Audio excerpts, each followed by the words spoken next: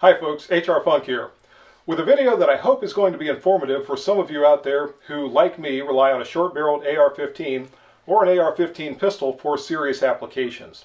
And this comes about as a result of a discussion from a video that I produced several weeks ago where I identified my PSA AR-15 pistol as the one firearm I would grab on my way out the door if I only had time to grab one. And in the discussion following that video, some of you expressed a concern about relying on a short-barreled AR-15 for serious applications because of the reduced effectiveness of the shorter barrel as imparted to the bullet from the 5.56 cartridge.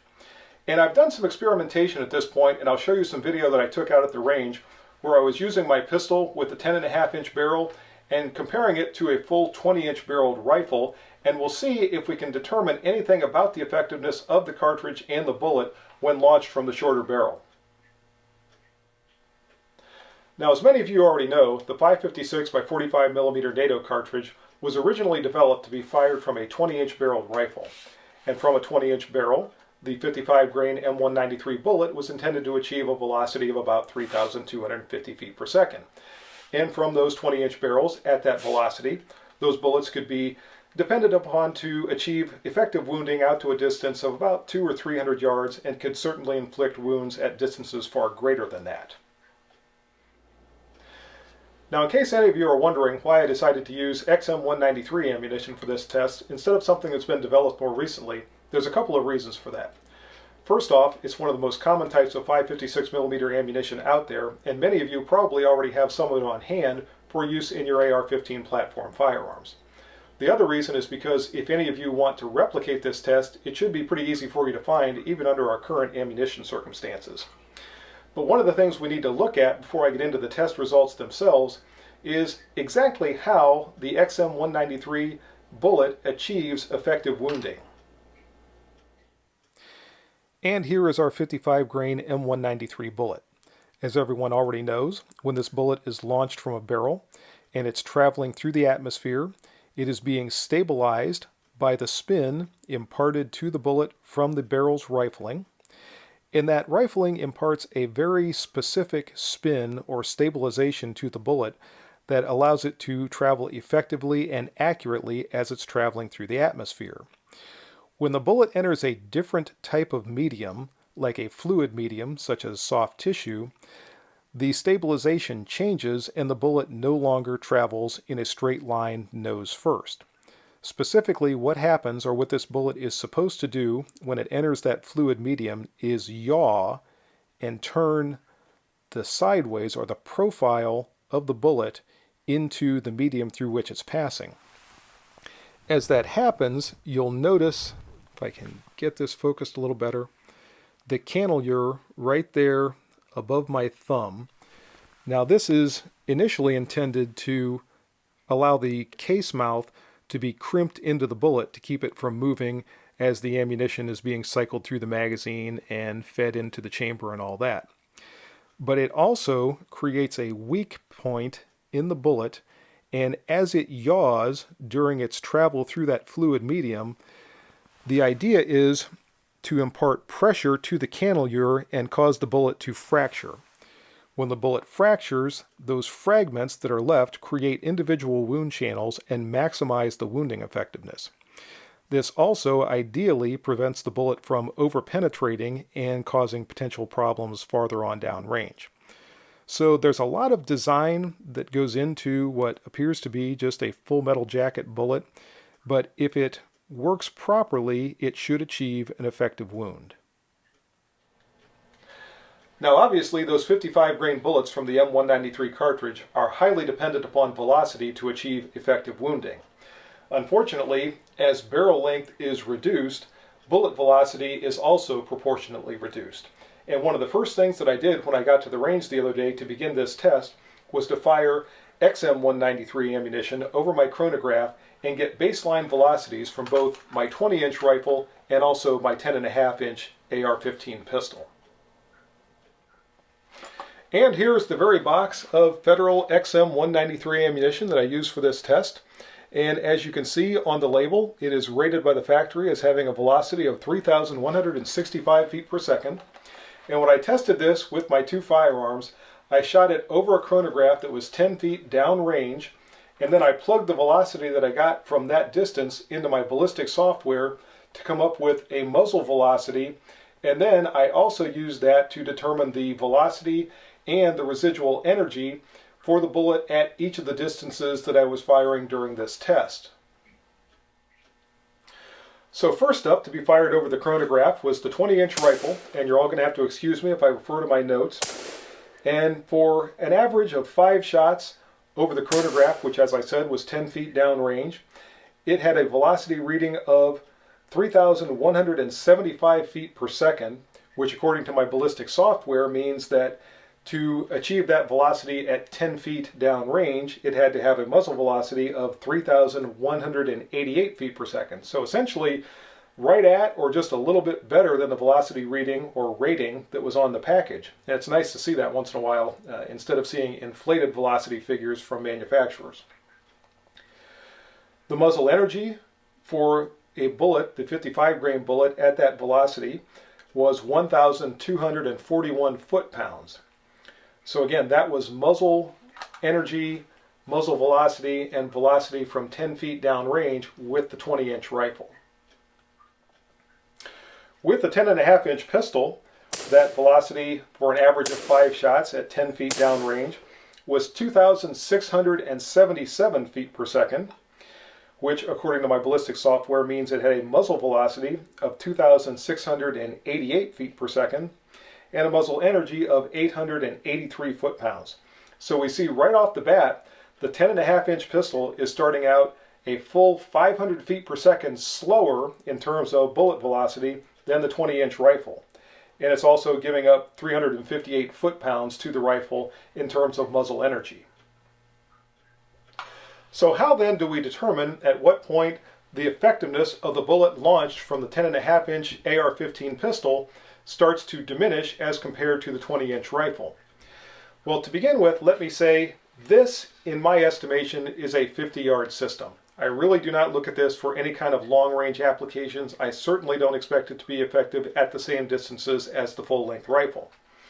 At the same time, if I have to push it out beyond 50 yards for some sort of an emergency, at what distance am I going to start to see potentially the effectiveness of the bullets launched from the 10.5-inch barreled AR pistol start to drop off? To answer that question, what I decided to use were large water jugs. And these are not too far off from the size of a human torso, a little bit smaller. But the main thing I wanted to do with this test, as I would shoot them, and I had them completely filled with water, was look for a change in the apparent performance of the bullet. Now, I already know that from a 20-inch rifle, this XM193 ammunition, as I said at the very beginning of the video, is effective out to at least 200 or 300 yards. So knowing that, and knowing that I should be able to look for a certain amount of damage in the bullet, or excuse me, in the jug, from that bullet from the 20-inch barrel, I'm looking for something substantially less in terms of bullet performance out of the pistol, and I'm looking for where that begins to occur. Now, if the bullet yaws, as I talked about, and fragments, what we should see is a small entrance hole like this, and then on the back of the jug, as the bullet exits, we should not see a clearly defined hole. What we should see is a large break in the jug as the various fragments were leaving on their way out, and we should see damage that is commensurate with that. Again, if we see just a pinhole coming out that looks just like the hole going in, we know the bullet didn't yaw, it didn't break, and we didn't get the type of performance that we would see with the greater velocity of the 20-inch barrel. So again, what I'm looking for here really is not so much how much damage was done, but when the damage changes visibly from the 20-inch barrel to the 10.5-inch AR pistol. So first I tried both firearms from a distance of 7 yards just to gauge what the performance would be at a very close distance, and then I'm going to start backing off to 25 yards, 50 yards, 75 yards, and 100 yards and see where in that progression we finally start to see a difference in the bullet performance. And here's what things look like from that distance of 7 yards.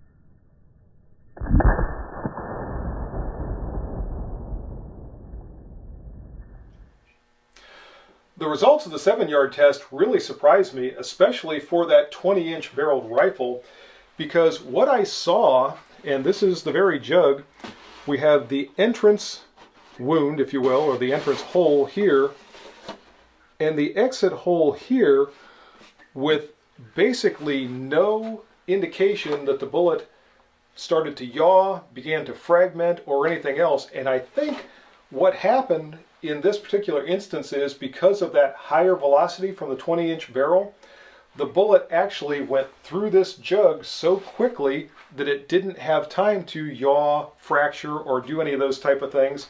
So we just see the hole going in, the hole going out, and at that distance, we didn't see a great deal in the way of bullet performance, at least in terms of the way the bullet is supposed to perform. Conversely, with the 10.5-inch AR pistol, we have the entrance cavity here, and it really blew out the entire back of the jug. There is certainly no clearly defined point where we can see a bullet emerging. It appears that it did at very least yaw, probably fragmented, and blew out the entire back of the jug. So I think in this instance anyway, the lower velocity of the bullet from the AR pistol at that very close distance of 7 yards benefited bullet performance rather than took anything away from it. In fact, the greater bullet velocity imparted by the 20-inch barrel didn't seem to create as effective of bullet performance as the slower bullet from the 10.5-inch AR pistol. So next up, I compared both firearms from a distance of 25 yards.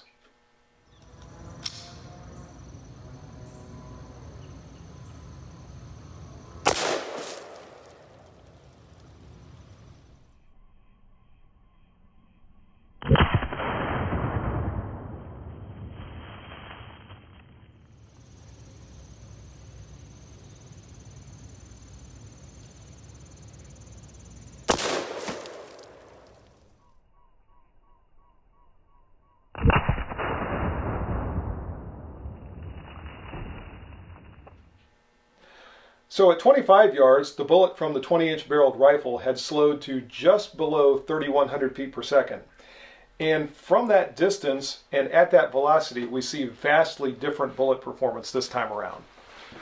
This time here is the entrance cavity coming into the jug, and we can see that it completely blew out the back of the jug. There's every indication that the bullet did yaw and probably began to fragment. We don't see anything that even looks like a single exit point here.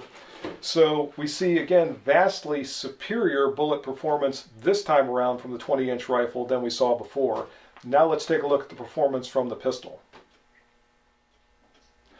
And from 25 yards, the bullet from that 10.5-inch barrel pistol had slowed to just above 2,600 feet per second. So there's still almost exactly 500 feet per second between the velocity from the 10.5-inch pistol to the 20-inch rifle. Even so, we see virtually identical bullet performance from the pistol to that of the rifle from that distance of 25 yards. We have the entrance cavity here. Again, it blew out the entire back of the jug.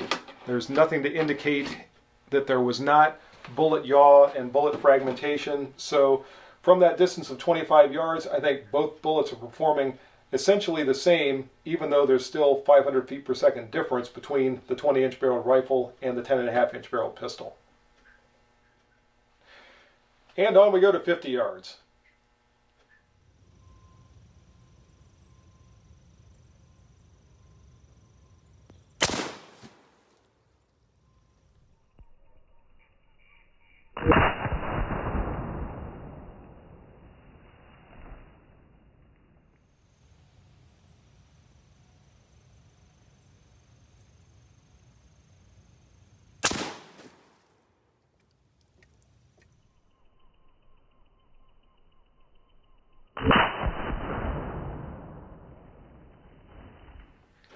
At 50 yards, the bullet from the 20-inch rifle had slowed to right at 3,000 feet per second and about 1,100 foot-pounds, actually I think 1,099 foot-pounds of energy.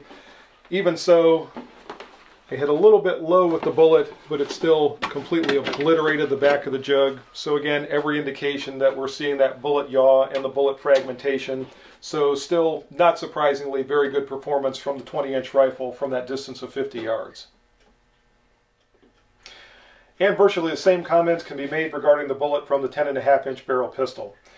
At that distance, the bullet had slowed to a velocity of about 2,520 feet per second, 776 foot-pounds of energy. And again, we see the entrance cavity there, and the entire back of the jug is blown out. We don't see anything looking like a specific pinpoint where the bullet is coming out. So again, we appear at least to be getting good bullet yaw and probably some fragmentation of that bullet on its way through the water and out through the back of the jug. Now let's see how things looked from 75 yards.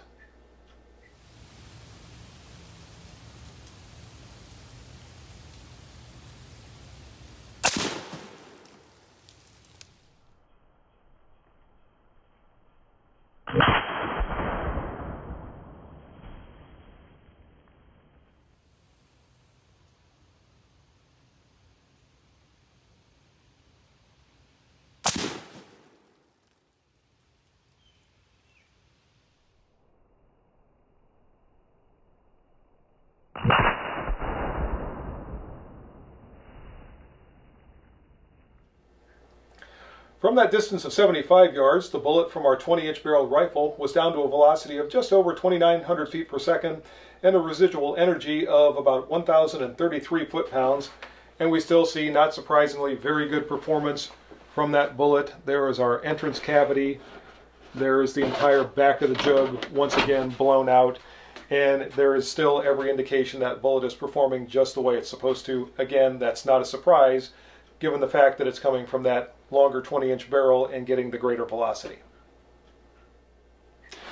And from the 10.5-inch barrel, that bullet is down to a velocity of 2,439 feet per second and an energy of about 726 foot-pounds. And even so, we still see very good performance. There is the entrance cavity, and this is where it blew out through the back. Still every indication that we're getting good performance. The bullet is getting that bullet yaw, and it's fragmenting like it should and blowing out the back of the jug. So we're still seeing consistent performance even out of that short-barreled AR-15 pistol, even at this distance now of 75 yards. Now let's go on to 100 and see what things look like from there.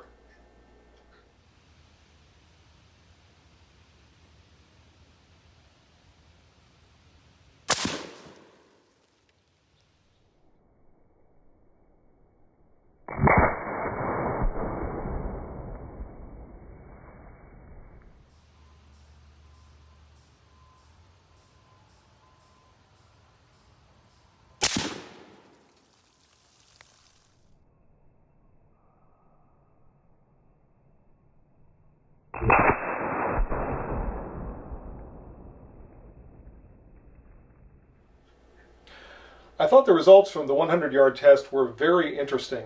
Now, at 100 yards, the bullet from the 20-inch barrel is still going about 2,820 feet per second. So at 100 yards, it's still traveling a little over 130 feet per second faster than the 10.5-inch barrel bullet started at the muzzle. And at that distance, again, we're seeing very good bullet performance. There's our entrance cavity right there. Again, it's blowing out the entire back of the jug.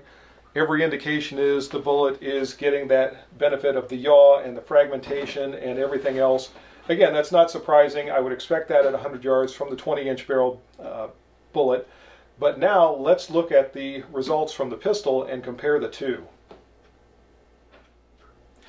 At 100 yards, the bullet from the 10.5-inch barrel pistol is down to a velocity of about 2,359 feet per second, which computes to a residual energy of 679 foot-pounds. Now, by way of comparison, that's still a greater energy than a .357 Magnum revolver generates at the muzzle. So we're still talking about a good bit of energy. And I did expect at some point to see the bullet performance from the shorter barrel start to drop off. but I did not expect to see it drop off so dramatically, especially with that much energy remaining. From 100 yards, this is our entrance cavity for the bullet, and this is the exit back here. We really are seeing one point of exit right here, and it just cracked the jug. And in the video it was very dramatic because it didn't even knock the jug over. We just saw it sit there and the water start to slowly leak out. And very definitely we might be getting some bullet yaw. I mean, that's not exactly a pinpoint on the way out. It looks like that bullet is tumbling, but it definitely didn't fragment. We didn't see that dramatic blowing out of the back of the jug from 100 yards. So I think as far as this test goes and this experiment, really 100 yards is where we start to see that short-barreled AR-15 pistol begin to lose some of its effectiveness. So I realize this is all theoretical and academic, and as I said a while ago in the video, I look at this as a 50-yard system, but after this experiment I am feeling pretty confident if I'm pushing it out to 75 yards, but if I have to go 100 yards or beyond, I'm probably going to start to see some diminished effectiveness from the 10.5-inch AR-15 pistol, which by the way is consistent with some of the data that I saw while I was researching information for this video. That seems to be about what has been seen in the past with the shorter barreled AR platforms with that XM193 ammunition. And that's the video today. I hope you enjoyed it. If you have any questions or comments, as always, make sure you forward those to me. Remember, if you purchase anything from Optics Planet, be sure to use my discount code, which is... And if you use that discount code, it's good for 5% off anything you purchase from Optics Planet. Also remember, WarbirdBunker.com is making t-shirts for the channel. If you're interested in my t-shirt or any of the other firearms or patriotic themed gear that Nathan has at WarbirdBunker.com, be sure to use my discount code there and you'll get 10% off anything you purchase from WarbirdBunker.com. See you next time, folks. Until then, good shooting. Bye-bye.